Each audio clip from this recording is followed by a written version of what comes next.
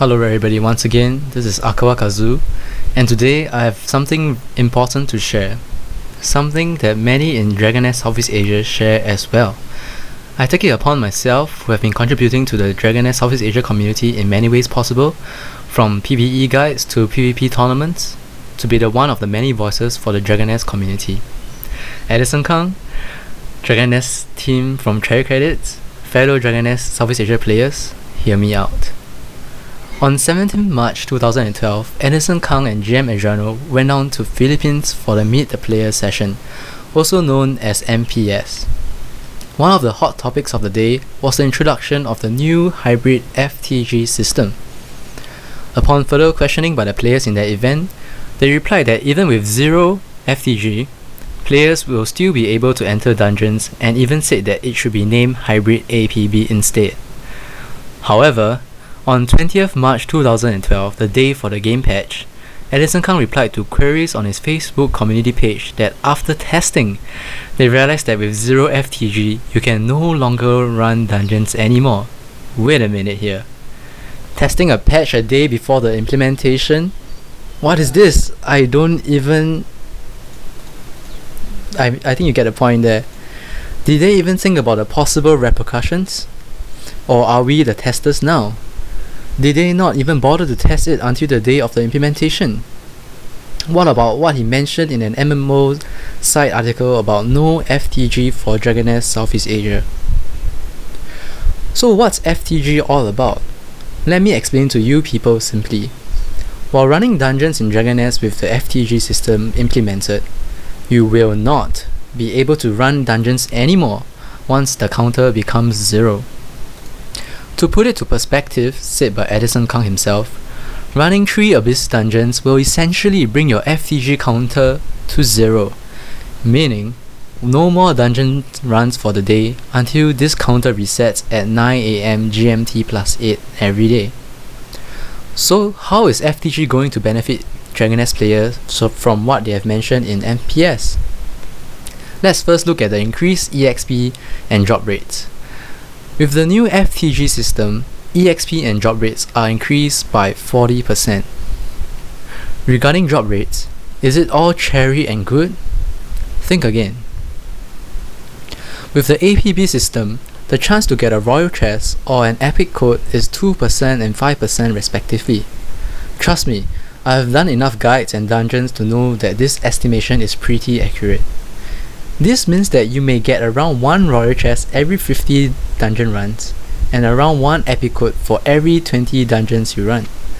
Now an increase in 40% drop rate simply means this, that the 2% and 5% percentages are multiplied by 1.4. This essentially means that eventually you get a 2.8% chance to get a royal chest and a 7% chance to get an epic code. But wait, an increase in 0.8% and 2% respectively, but now I'm limited to only 3 Abyss dungeons a day? The heck is this shit? And I'm just referring to these 2 items. What about items that are highly demanded for in Dragon like ordinary jewels for instance? Remember using even 2 stacks of ordinary jewels just to enhance to +6? And with those unpredictable enhancement rates?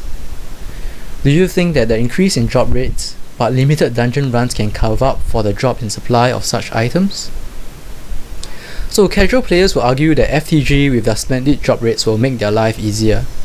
Think twice before you decide on that.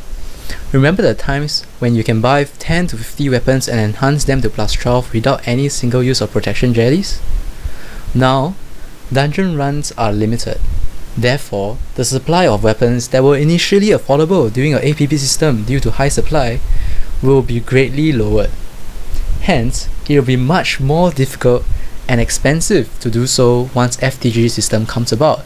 In short, you can no longer get +10 to +12 rare equipment through your own farming and enhancement without paying a steeper cost. While the equipment for level 32 and below will definitely have a high supply, hence low price due to the master and apprentice method of farming once FTG is introduced. But what people really need in the end is level 40 equipment. And yes, there's the great arms race to gear everyone out to full Manticore or Apocalypse set. But what about the new players in the future? Also, while prices for NAS materials will decrease due to the increased drop rates, thus making the crafting of Manticore or Apocalypse set much more viable in the future, these sets are useless unless you enhance them past a certain level. And who will want to risk breaking their beloved Manticore or Apocalypse set, which they had painstakingly crafted using item production materials, which will also increase in price? The only solution to this? Magical protection jellies. Who wins? Cherry Credits wins. To put things into further perspective, I have personally used over 90 epic intermediate diamond codes to attempt to get a perfect potential on my Revelation Apocalypse ring, but to no avail. With the new hybrid FTG system that limits the number of dungeons I can run, do you think that I can ever get 90 codes within a month without spending gold to buy them? I guess the answer is no to that. To put it simply, FTG prevents players who are willing to spend the extra time and mile to gear themselves up, using their own time and effort, to no longer be able to do so. We are definitely more reliant on purchasing cash items using cherry credits, like purchasing production jellies for enhancement of equipment. Let's just say you do not want or are unable to spend CC. The prices of such items will thus increase, which only benefits the cash users in the end, which essentially makes this game possibly a pay-to-play game for you, even though it's a free-to-play game. And for those cash users, don't be too happy just yet. I'm sure you have already bought the trading house tickets and pets. Guess what? You won't even have enough things to sell to make the trading house ticket useful. Did cherry credits announce any form of compensation? No. What about pets? They are more of a cosmetic purpose than ever before. I can now spend my own sweet time looting in dungeons because I know I can only look for 3 runs anyway. Why bother to spend cherry credits on a pet? This is excluding the fact that if you make multiple characters, you need to get multiple pets for every character if you want the luxury of having a pet to loot for you. And that's just besides the point, because I don't think anyone will buy 4 pets for 4 characters. So what about the next benefit of FTG, which is to encourage people to party up and have multiple characters? While this may all sound good because it seemingly encourages team play and the helping out of new players, but please take a look at the Dragoness Southeast Asia community. Are these threats new to you? I'm sure you have seen this before and experienced it yourself in-game. Don't you think with the 0 FTG consumption rate for masters and the increased drop rate for dungeons, that such masters will not want the increased number of loots for themselves? People say that we can still farm via the Master Apprentice system usage. Think again. You can only enter the dungeon which your apprentice can enter as well, meaning the highest level dungeon you can farm in is determined by the level of your apprentice. This means that to farm now, you need to do DTMI, Sanctuary Core, to Dark Overlord Keep, to jump Marisa Spring, to Dark Overlord Training Camp, all the way so that you can finally farm the dungeon that you can benefit from. And the point is, after your apprentice graduates, your FTG will continue to deplete. To put it simply, dungeons pre-40 cap like DOK, DMS, DOTC do not drop level 40 equipment, which is why I've mentioned the increases in prices of such equipment earlier on. While nice and kind masters still exist, I might not want to hog all the loot. Let's face it, majority of the masters will definitely have some sort of agreement with apprentices who might or might not be newer players. And these players are supposed to gear themselves up via leveling due to the increased drop rates, only to find that none of the loot actually benefits them. Not to mention that now, for a Dragoness player to farm, he needs to ensure that he always gets an apprentice. And do you know that once you accept an apprentice, it takes 24 hours to remove them? What if you get an apprentice that rage quits on you?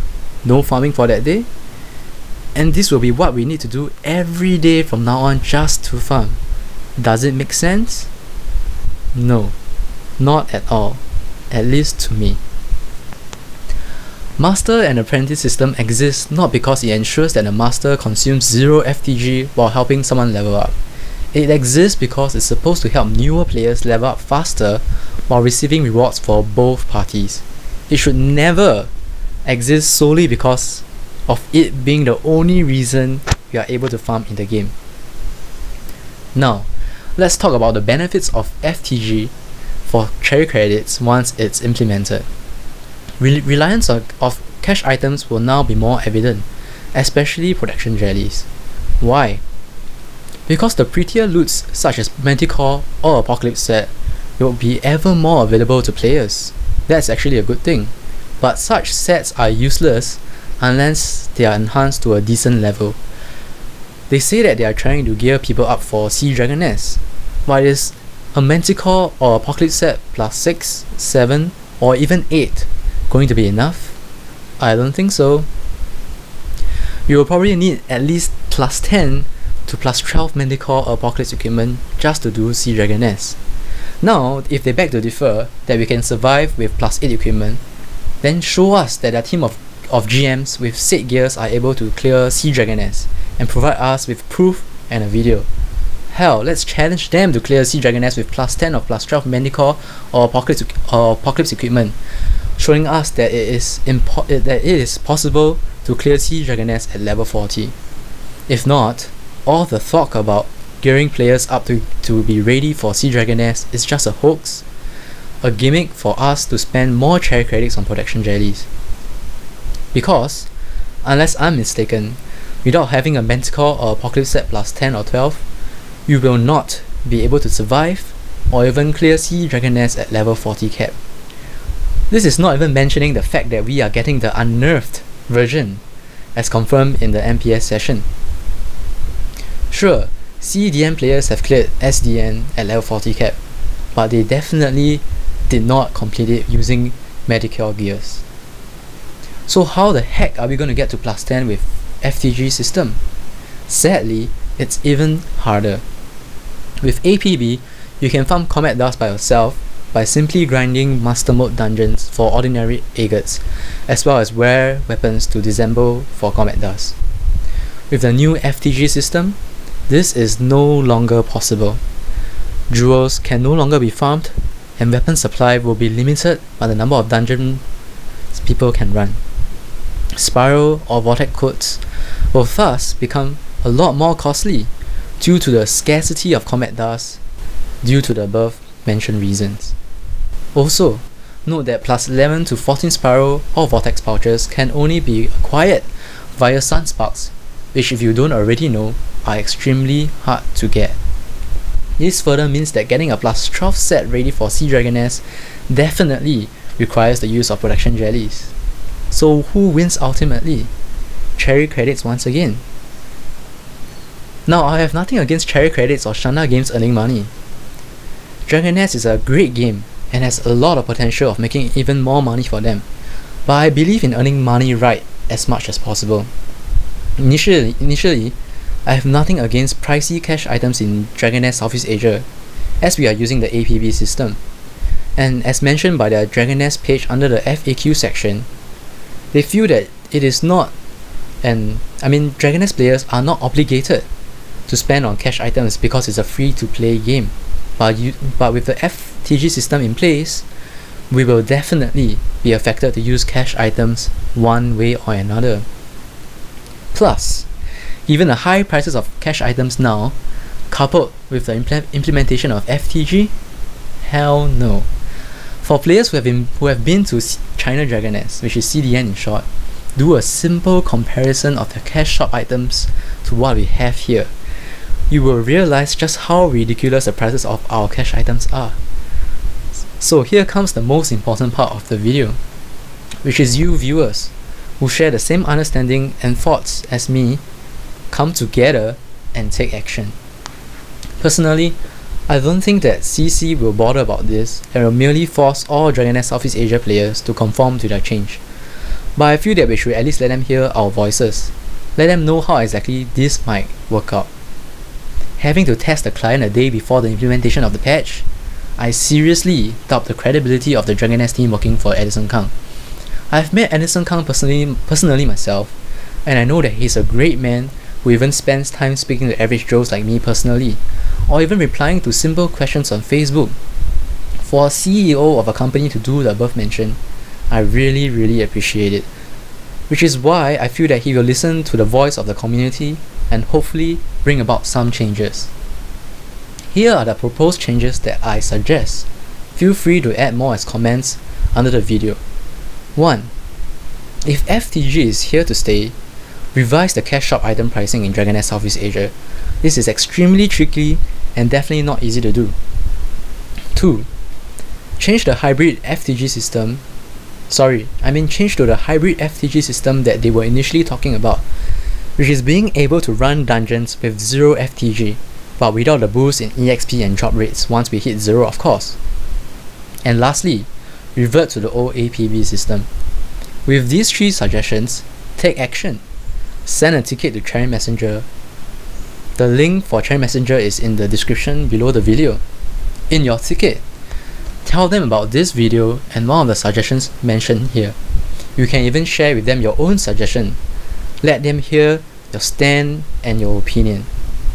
Share this video with any Dragon Nest Southeast Asia player you know who share our same thoughts and views. Let our voices be heard and make your own stand on this matter. God bless once again, and this might just possibly be the last Dragon Nest video from me should I get banned after uploading this. Here are also some of the voices of other players who left a comment on my blog post or my Facebook page. Peace off.